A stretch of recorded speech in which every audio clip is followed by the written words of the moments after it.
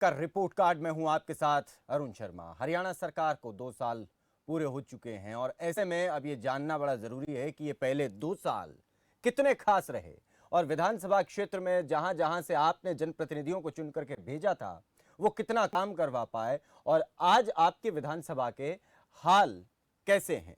ये जानने की जरूरत है कि कितनी बातें कही गई थी और कितना जमीन पर वो बातें पूरी होती हुई दिखाई दे रही हैं, क्योंकि 2 साल में कुछ ना कुछ जमीन पर कोई भी विधायक जरूर करवा ही लेता है।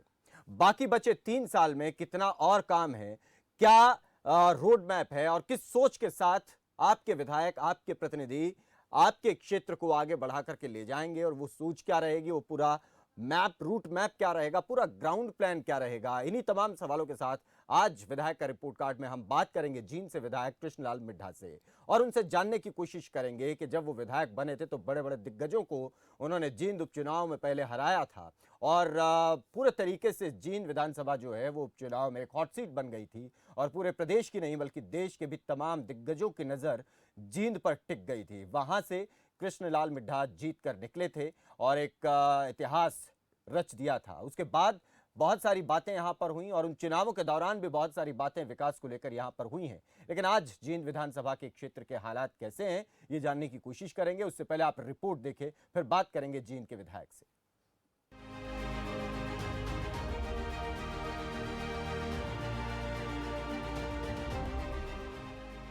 जाटलैंड कहे जाने वाले जींद में 1972 के बाद कोई जाट विधायक नहीं बना और न ही बीजेपी का खाता खुला। लेकिन 2019 के उपचुनाव में नॉन जाट चेहरे कृष्ण मिड्ढा की जीत के साथ ही बीजेपी की हार का सिलसिला भी खत्म हो गया। कृष्ण मिड्ढा ने 12,935 वोटों के अंतर के साथ जीत हासिल की थी। इस चुनाव में रणदीप सुरजेवाला और दिग्विजय चौटाला जैसे उम्मीदवार को उतारने के बाद भी कांग्रेस और जननायक जनता पार्टी को हार का सामना करना पड़ा था। कृष्ण मिड्ढा इनेलो नेता और विधायक रहे दिवंगत डॉक्टर हरिचंद मिड्ढा के बेटे हैं। कृष्ण मिड्ढा पेशे से चिकित्सक हैं। कृष्ण मिड्ढा के पिता 2009 में इनेलो की टिकट पर पहली बार विधायक बने थे।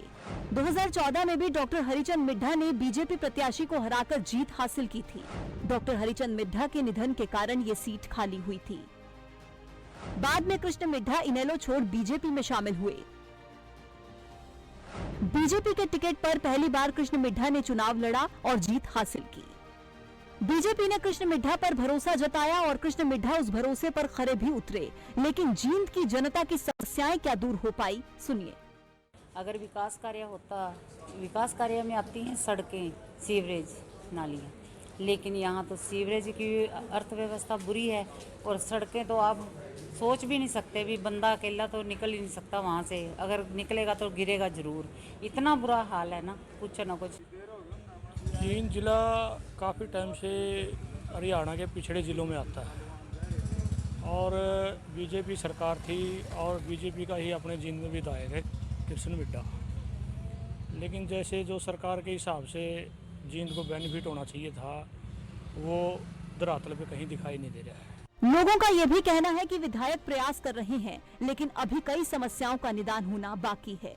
जींद के विधायक ने वैसे प्रयास तो काफ़ी कर रहे हैं, अखबारों के माध्यम से पता लगता है, लेकिन स्कूलों में कोई नई बिल्डिंग बनी हो, नए कमरे बने हो, उनका अभी तक कोई ग्राउंड पर दिखाई नहीं देता। यहाँ क्या साल जब बीजेपी आई है, हमारे विचार में कोई भी किसी भी स्कूल की कोई बिल्डिंग नहीं बनाई है, ना मरम्मत करी है, ना वो कमरा बनाया है।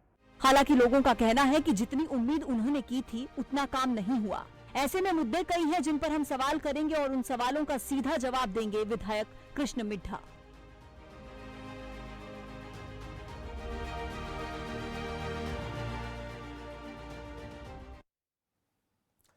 तो ये एक जींद विधानसभा के क्षेत्र के लोगों की बात और कुछ तस्वीरें आपने देखी और किस तरह से कृष्णलाल मिड्ढा जो है वो जीत करके आए। उम्मीदें बहुत थी लोगों को जब वो बीजेपी में आ गए थे। उसके बाद तस्वीर कितनी बदली है वो आपने देखी। इसके अलावा हम बात करें उपचुनाव की तो वहां पर बड़े बड़े दिग्गजों को कृष्ण मिड्ढा ने हराया था और अपनी जीत वहां से दर्ज की थी। बीजेपी के भरोसे पर कायम जो है वो रहे थे। उसके बाद जब चुनाव हुए और उसमें उनके जो प्रतिद्वंदी रहे वो उनसे भी हमने बात करी, उनका क्या कुछ कहना है वो भी हम आपको सुनवाते हैं, फिर हम बात करेंगे विधायक महोदय से। जहाँ तक मैं समझता हूँ जींद के हालात पहले से ही बदतर हो गए हैं। जब ये जींद के अंदर अमृत योजना की अनाउंसमेंट हुई थी, लोगों को बड़ी भारी उम्मीद थी अब शहर में ड्रेनेज सिस्टम ठीक हो जाएगा और शहर का जो ये स्टॉर्म वाटर है उसका समाधान हो जाएगा। लेकिन अमृत योजना आने के बाद शहर का भट्ठा बैठ गया। तो अब शहर में किस तरीके से विकास कार्य गति पकड़ रहे हैं बता रहे हैं जींद से विधायक कृष्ण मिड्ढा हमारे साथ जुड़ गए हैं। मिड्ढा साहब, आपका बहुत बहुत स्वागत है इस खास कार्यक्रम में। जी नमस्कार, जय माता की जी। सर, एक चीज़ पहले ही सबसे पहले मैं आपसे यही पूछना चाहता हूं, क्योंकि बहुत सारी उम्मीदें थी और 2019 के जो उपचुनाव के दौरान जो परिस्थितियां राजनीतिक रूप से जींद में हो गई थी वो किसी से छुपी नहीं है। लेकिन उसके बाद उम्मीदें जनता को बहुत हो गई थी कि अब तो सरकार भी है और अब विधायक भी बीजेपी के हैं, अब जो है विकास गति पकड़ेगा। तो कितनी गति पकड़ी उस पर आप बता दें। देखिए, विकास कार्य पूर्ण रूप से चल रहा है, लेकिन समय लगता है। आज से पहले जो सरकारें रही, जींद बेशक से राजनीतिक क्षेत्र की राजधानी रही है, लेकिन जो भी विकास कार्य चल रहे हैं माननीय मुख्यमंत्री जी के प्रयासों से, और माननीय मुख्यमंत्री जी ने जो आश्वासन दिया था विश्वास कार्यों को लेकर, वो उस पर खरा उतरने का मैं काम कर रहा हूँ। और माननीय मुख्यमंत्री से जिस विषय में चर्चा की, उन्होंने उस कार्य पर मोहर लगाने का काम किया है। तो आपको लगता है कि जो काम जींद में होने चाहिए, जिनकी ज़रूरत जींद को थी, वो अब हो रहे हैं? जी बिल्कुल। इससे पहले 6 विधायक मंत्री रहे हैं यहाँ पर, और उनके मंत्री रहने के बावजूद भी ऐसा कोई कार्य नहीं हुआ। उसकी तुलनात्मक आप आज कर सकते हैं कार्य अपना प्रगतिशील पर, कार्य पूर्ण रूप से चल रहे हैं। लेकिन एक चीज़ आप हमें बताएं कि जींद में क्योंकि सबसे बड़ा विषय उपचुनाव के दौरान भी सड़कों को लेकर बड़ा विषय बन गया था, और जींद में सड़कों के हालात आपसे बेहतर शायद कोई समझ नहीं सकता है, तो उस पर आप बताएं कि कितना काम हुआ है।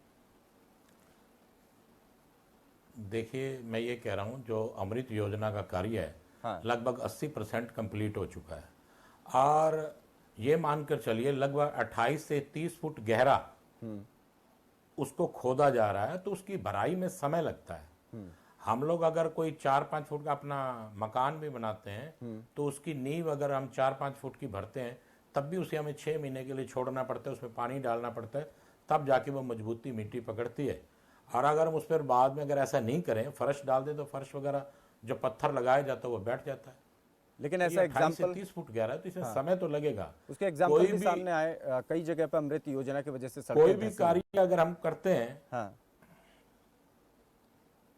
देखिए, वो मैंने पहले भी जिक्र किया आपसे, 28 से 30 फुट गहरा खोदा जा रहा है, तो थोड़ी सी समस्या आएगी। जहां जहां भी समस्या आ रही है उसका हल किया जा रहा है, और उसको ठीक कर जल्दी एक अच्छा रोड आप लोगों के सामने तैयार होगा।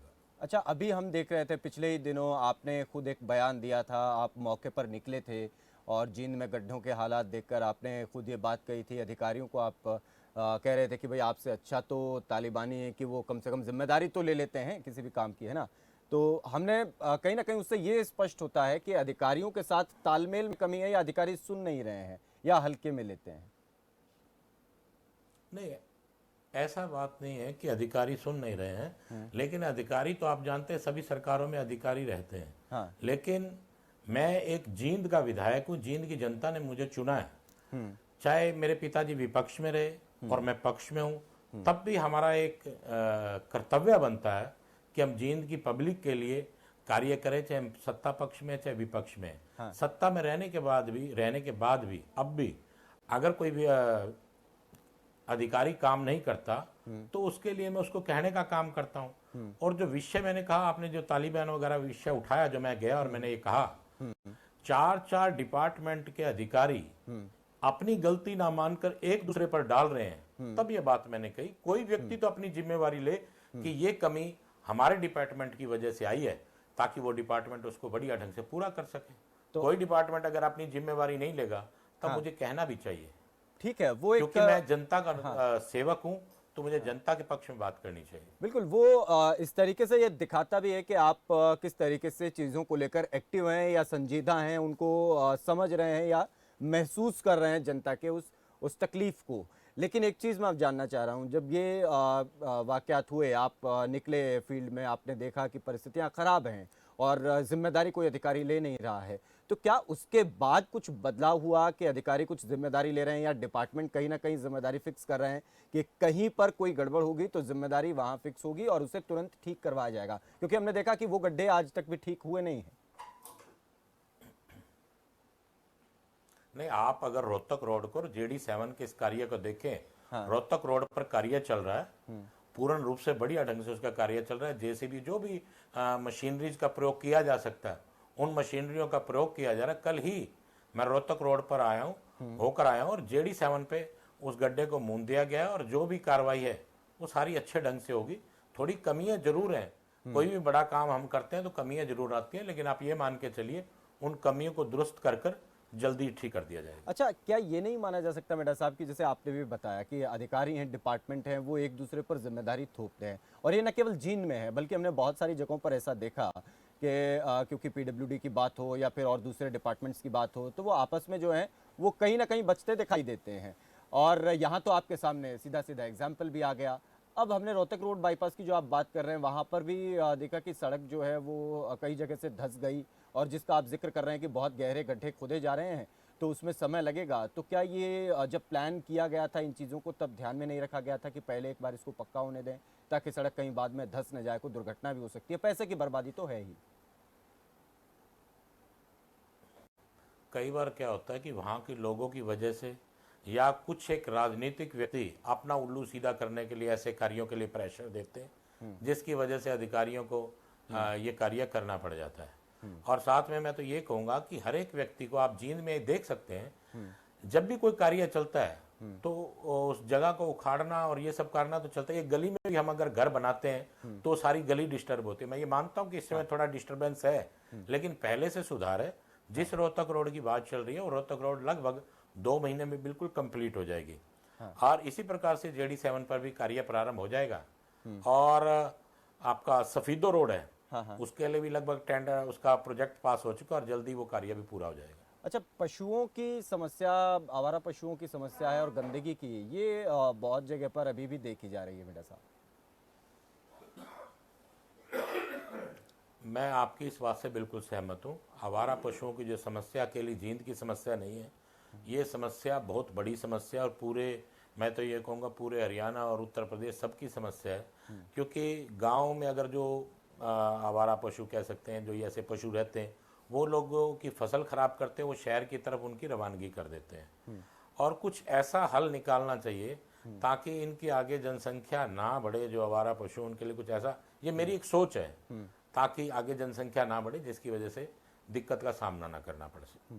ठीक है, लेकिन वो बात आपकी सही है कि आगे हम फ्यूचर में उनकी संख्या बढ़े नहीं, कम से कम उनके लिए व्यवस्थाएं जो करनी है जी, लेकिन जो आज हैं हम उसके लिए, आपको ऐसा नहीं लगता कि अभी तक हम कोई ऐसी व्यवस्था कर नहीं पाए हैं कि उनके लिए कोई शेल्टर हो ताकि उनको एक जगह पर रखा जा सके, उनके चारे का व्यवस्था उनकी हो जाए और सड़कों पर वो सरेआम ना घूमें, गंदगी फैलती है और लोगों के एक्सीडेंट भी कई बार इनकी वजह से हो जाते हैं। बिल्कुल बिल्कुल, आप बिल्कुल सही कह रहे हैं।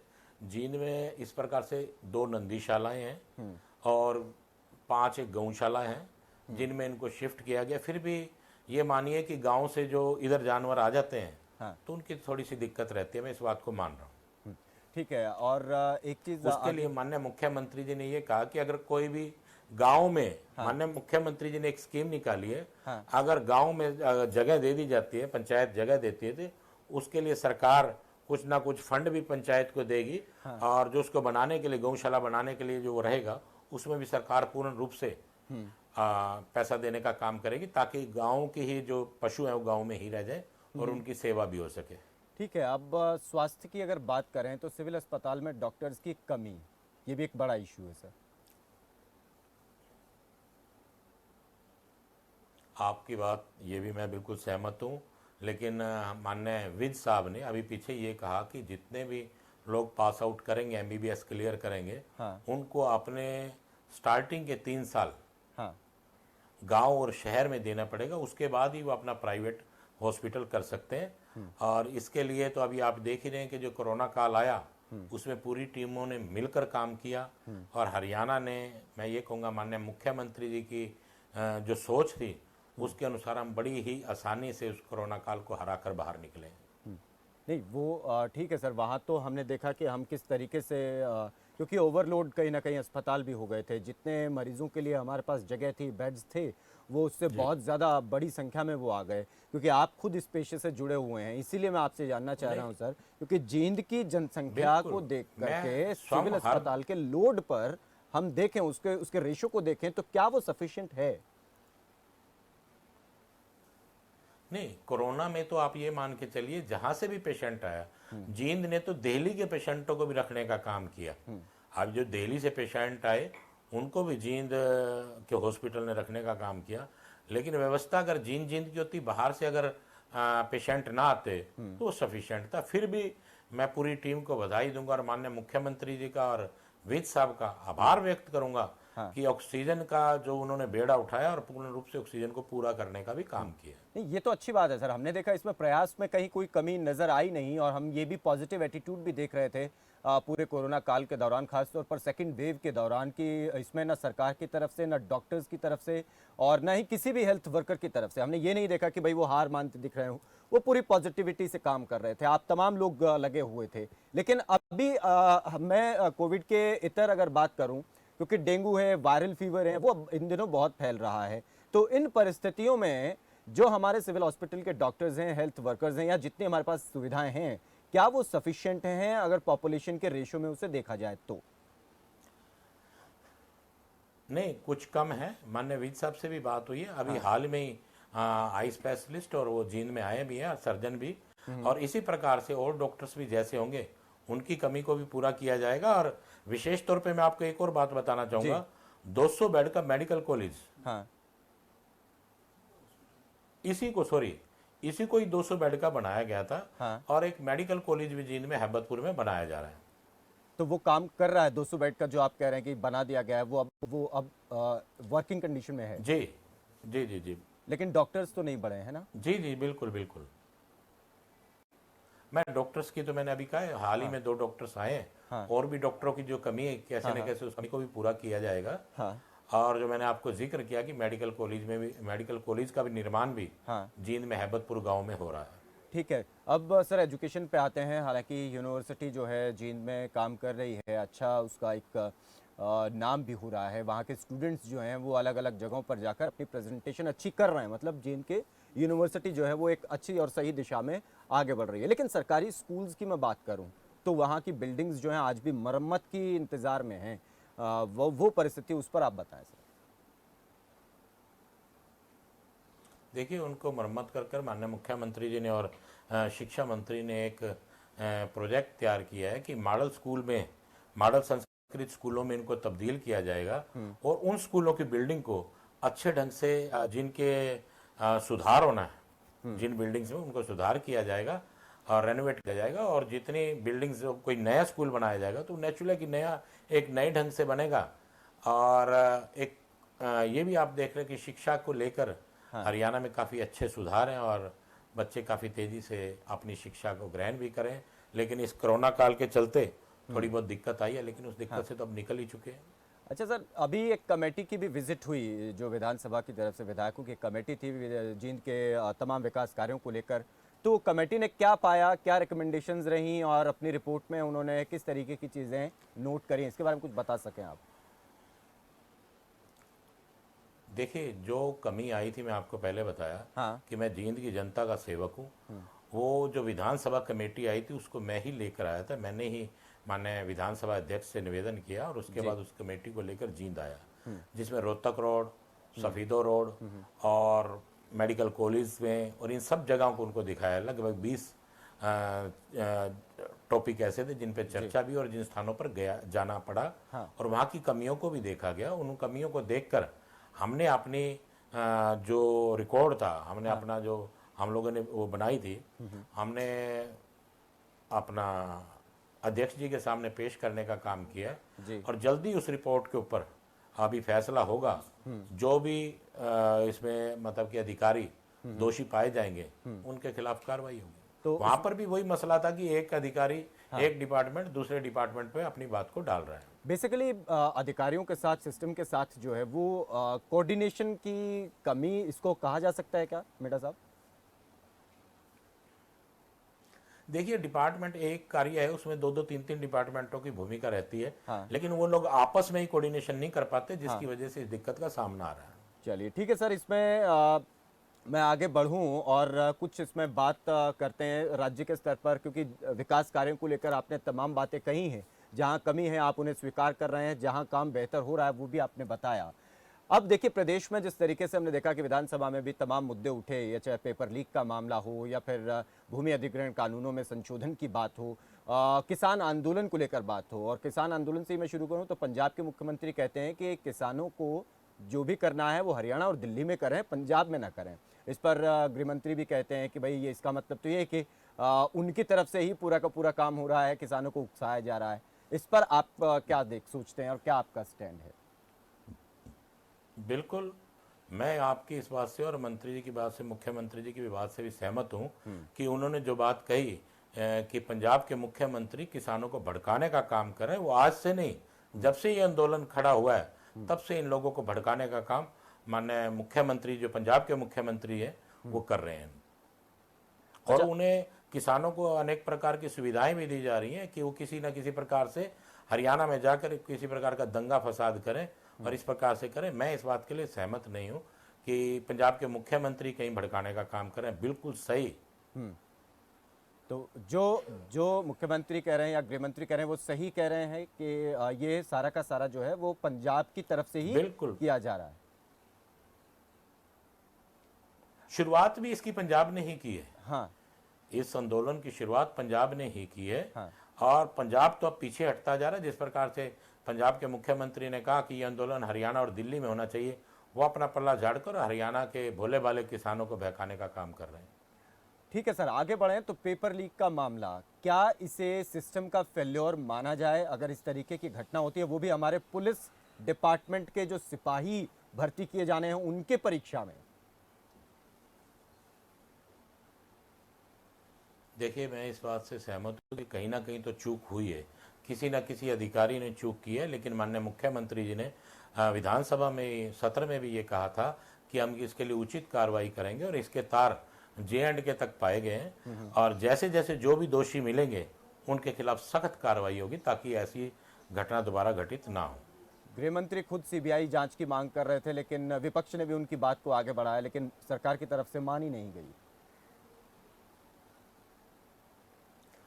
लेकिन माननीय मुख्यमंत्री जी को लगा है कि वो जिस कार्य को कर रहे हैं और उसके रिजल्ट्स भी आ रहे हैं, कि जो मैंने आपको कहा कि जम्मू कश्मीर तक इसके तार मिले हैं, तो जो जांच करवाई जा रही है उसमें ये बात मिली है, तो उसकी आवश्यकता पड़ेगी नहीं। लेकिन उसी जांच में ये क्लियर हो जाएगा कि जो जो लोग मिले हुए हैं और उन्हें सजा का प्रावधान उनके लिए रहेगा और उन्हें कड़ी से कड़ी सजा मिलेगी, ताकि कोई भी व्यक्ति दोबारा ऐसी गंदी सोच रखे नहीं कि पेपर लीक करने के बारे में। ऐसा कोई भी अधिकारी या जो भी दोषी मिलेगा। हाँ, ठीक है सर। अभी एक मसला ये भी है, क्योंकि पंचायत चुनाव जो हैं वो डिले हो रहे हैं, बहुत सारी ग्राम पंचायतों में विकास कार्यों की रफ्तार बहुत कम हो गई है। हालांकि प्रशासन अपने तरीके से जो काम थे उनको पूरा करवाने की कोशिश कर रहा है, लेकिन उसके बावजूद जब तक पंच सरपंच नहीं होते हैं तब तक विकास कार्यों की गति जो धीमी हो ही जाती है। ये चुनाव इसलिए नहीं हो रहे हैं, विपक्ष कहता है कि उसमें बीजेपी को लगता है कि अगर वो चुनाव करवाए तो उसमें जनता उन्हें ग्रामीण क्षेत्रों में बता देगी कि वो बीजेपी के साथ तो बिल्कुल भी नहीं है। नहीं, ये बात नहीं है कि बीजेपी के साथ नहीं। अभी आपने जो कहा कि कार्यों में देरी हो जाएगी, अभी हाल में 2 रोज पहले ही 2 करोड़ रुपए की राशि मैंने गांव के कामों को करने के लिए दी है। इसी प्रकार माननीय मुख्यमंत्री जी ने प्रत्येक गांव में पैसा देने का काम किया है। और मैं आपको बताना चाहूँगा कि मेरे क्षेत्र के बरसोड़ा गाँव में अभी हाल में करीबन जो मेरे बनने के बाद में 10 करोड़ रुपए की लागत से काम हुए हैं।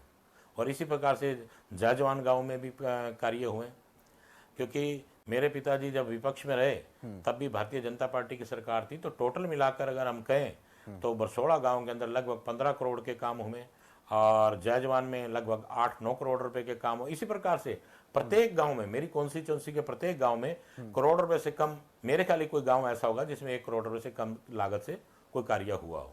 चलिए ठीक है सर, इस चर्चा के इस पूरे रिपोर्ट कार्ड के आखिरी हिस्से में हम हैं और मैं अब आपसे ये जानना चाहता हूं कि कोई क्योंकि देखिए आपने बहुत सारी चीज़ों को गिनवाया है और मुझे लगता है कि आप अपने विधानसभा के बारे में काफ़ी ज़्यादा बेहतर तरीके से समस्याओं को भी समझते हैं और ज़रूरतों को भी समझते हैं। तो कोई ऐसे 3 कार्य अगर आप बता सकें हमें कि जो अभी तक जिस पर आप 100% उसमें कामयाब रहे करवाने में जींद हल्के के लिए। देखिए, सबसे बड़ा तो मैं आपको बता रहा हूँ कि 100% जिनमें की एक तो सबसे बड़ी चीज़ जो भाखड़ा का पानी जींद में आएगा, जो 400 करोड़ रुपए की लागत से होगा और इसके लिए ज़मीन को खरीद लिया गया है और किसानों को 40 लाख रुपया प्रति एकड़ जो दिया जाएगा, ये एक बहुत बड़ी अचीवमेंट है। और दूसरा, जैसे कि मैंने आपको कहा, मेडिकल कॉलेज जिसका कार्य पूरा शुरू हो चुका है और L&T कंपनी के द्वारा बनाया जा रहा है और ये लगभग 3 साल में ये कार्य पूरा हो जाएगा। लगभग 6 महीने हो चुके हैं और 2.5 साल के अंदर अंदर ये पूरा हो जाएगा। और 100 करोड़ के ऊपर की लागत से CRSU में जो काम चल रहे हैं, जो यूनिवर्सिटी में काम चल रहे हैं, इसे आप मान सकते हैं कि ये भी एक बहुत बड़ी उपलब्धि है। आज अगर आप जाएं तो यूनिवर्सिटी को देखने के बाद आपको ये नहीं लगेगा कि जींद के अंदर भी ऐसी अच्छी यूनिवर्सिटी हो सकती है। और जींद को सड़क के तौर पे देखा जाए तो 6 नेशनल हाईवे से जींद को जोड़ा जा रहा है और जींद जब 6 नेशनल हाईवे से जुड़ जाएगा तो ये मान के चलिए कि यहाँ पर जो बिजनेस है, जो इंडस्ट्री है, वो बढ़ेगी, जिससे लोगों को बहुत फायदा मिलेगा। अब 2 काम कोई ऐसे आप बताएं सर, क्योंकि जनता बहुत सवाल पूछती होगी, कहीं ना कहीं आप इस बात से परेशान भी हो जाते होंगे कि यार ये काम जो है ये हो जाने चाहिए और जल्द हो जाने चाहिए। जनता भी परेशान है और परेशानी आपको भी निश्चित तौर पर सवाल बार बार जब आते होंगे, वो कौन से काम जो हो जाने चाहिए थे लेकिन हो नहीं पा रहे हैं अभी तक? देखिए कि ये मैं आपको बता रहा हूँ, मेरे लिए सबसे बड़ी समस्या जो बनी, रोहतक रोड बनी और अभी तक वो पूरी हुई नहीं, लेकिन जल्दी वो भी पूरी हो जाएगी। मैं तो ये कहूँगा किसी ऐसे नक्षत्र में इस रोड का काम प्रारंभ हुआ जो पूरा होने नहीं पा रहा। तो क्योंकि मैं तो यही कहूँगा और मुझे अपनी सच बात मानने में कोई अफसोस नहीं होता। जो कमी है, जहाँ मैं अपनी अच्छाई बता रहा हूँ माननीय मुख्यमंत्री के द्वारा कि वो एक कार्य, विकास कार्य आपको बता रहा हूँ, तो वहाँ अपनी कमी भी आदमी को बतानी चाहिए। ठीक है, मैं आज भी आपसे कह रहा हूँ, रोहतक रोड एक ऐसा विषय है जो बहुत ज्यादा मतलब दिक्कत करने वाला है, जिसके लिए मुझे लगता है कि एक बार बड़ा ये लग रहा है कि गलत हो रहा है। मुझे लगता है कि एक बार फिर से वहाँ पूजन करवा लेना चाहिए और फिर से काम जो है वो नए सिरे से शुरू हो, यहाँ तक आप नक्षत्रों मानते हैं। सर 3 साल क्योंकि मोटे तौर पर बाकी हैं, तो कैसी तस्वीर 3 साल के बाद आप देखते हैं जब जनता के बीच दोबारा जाएंगे? संक्षेप में देखिए, मैं तो ये कहूँगा कि मैंने प्रयास किया उस परमपिता परमात्मा की कृपा से, माँ भगवती की कृपा से और माननीय मुख्यमंत्री जी ने जो आशीर्वाद दिया, उससे मैं ये कह सकता हूं कि पूर्व में जो सरकारें रही, पूर्व में जो जींद में रहे, उनकी अपेक्षा मैंने काफी अच्छा काम किया है और आने वाले 3 साल तो बहुत होते हैं। इन 2 सालों में भी ये कह सकता हूं कि काफी कुछ तस्वीर बदली है और आने वाले 3 साल में मुझे आपको ये विश्वास दिलाने की जरूरत नहीं है, लेकिन आपके ही खबरें फास्टैग का कोई भी व्यक्ति आए और वो पहले वाले जींद को, अब वाले जींद को गिनती कर सकता है। मैं तो बल्कि ये भी कहूंगा जींद की जनता को, जो मैं कहूं उस पे इतना विश्वास ना करें, जो मैं करके दिखा दूं उस पे विश्वास करें। चलिए हम आप पर छोड़ते हैं सर। 10 में से जींद के विधायक को आप कितने नंबर देंगे, क्योंकि खुद आप वोटर भी हैं वहां के? देखिए, मैं इस बात के लिए नहीं कहूंगा, ये तो अपने आप को नंबर देने वाली बात होगी। ये तो जींद की जनता बताएगी कि 1 साल के समय में मैं जो आपको बता रहा हूँ कि लगातार मैं आपको अपने कार्य गिनाऊं, तो मैं ये कहूंगा कि मैं काफी प्रोग्रेस कर रहा हूँ उस परमपिता परमात्मा की कृपा से और माननीय मुख्यमंत्री जी के आशीर्वाद से। चलिए, आपको बहुत बहुत शुभकामनाएं सर आने वाले समय के लिए भी, और आप जो है और ज्यादा तेजी से काम कराएं, जींद की समस्याएं, जींद के हल्के के लोगों की समस्याएं दूर करें, और बहुत बहुत शुक्रिया हमारे साथ जुड़ने के लिए।